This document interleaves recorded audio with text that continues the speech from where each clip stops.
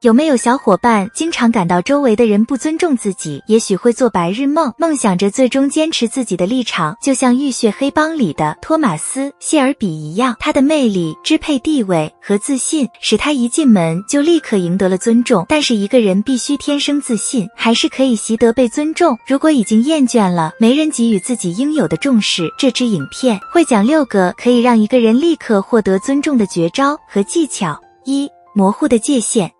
能让一个人受到尊重的一项重要社交技能是与他人建立牢固而健康的界限。不明确的界限会让别人利用你或占你便宜，但另一方面，根据美国心理协会的说法，界限保护了个人或群体的完整性，而保护你的完整性意味着获得极大的尊重。严格界限的一个很好的例子就是尊重自己的时间。因为时间是我们拥有的最宝贵的东西之一，如果总是把它免费给自己周围的人，肯定会有人滥用这种特权。如果想要立即得到尊重，必须首先尊重自己，自己的时间很重要。如果遇到有人迟到了一次，这是正常的，但如果他们一直迟到，不要继续以明确和平静的方式原谅他们，说出你的沮丧。如果他们意识到你的时间对你很重要，那么他们也应该重视你的时间。2、我说到做到。如果你被认为是一个信守承诺的人，那么这种正直的品质有望使你与他人相处得很好。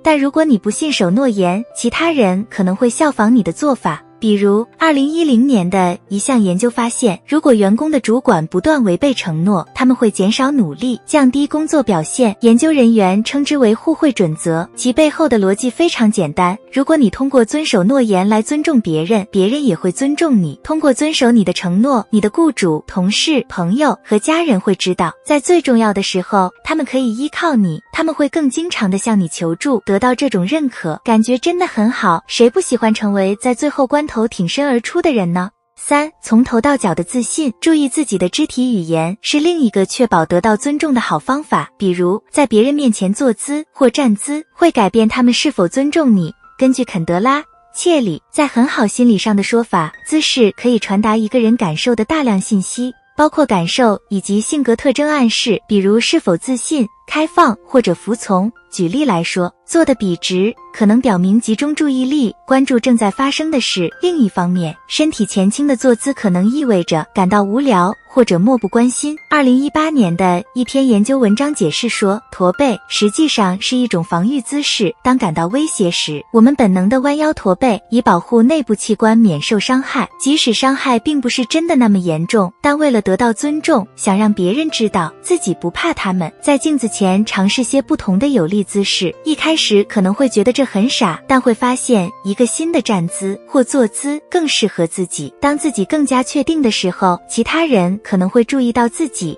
4、我的错，承认自己错了。我们中没有多少人喜欢这个想法。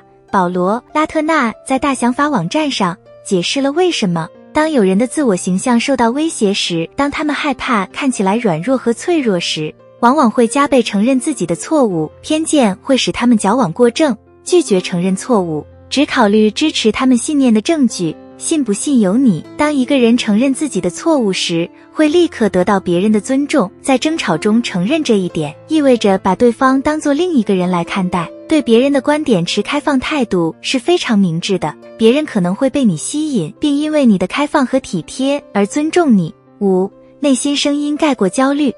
为了获得尊重，清晰有力的沟通是很重要的。有没有小伙伴一想到要引起别人的注意就害怕？直言不讳是社交焦虑症患者普遍面临的一个问题。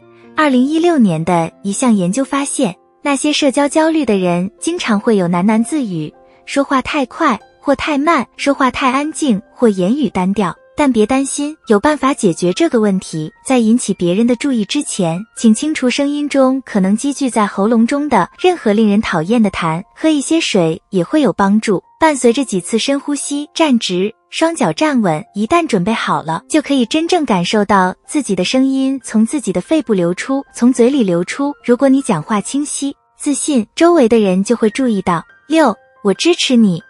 最后，为了确保得到别人的尊重，把别人的不良行为说出来，这很可能会让你离开自己的舒适区。事实上，光是想想，就可能会感到非常不舒服。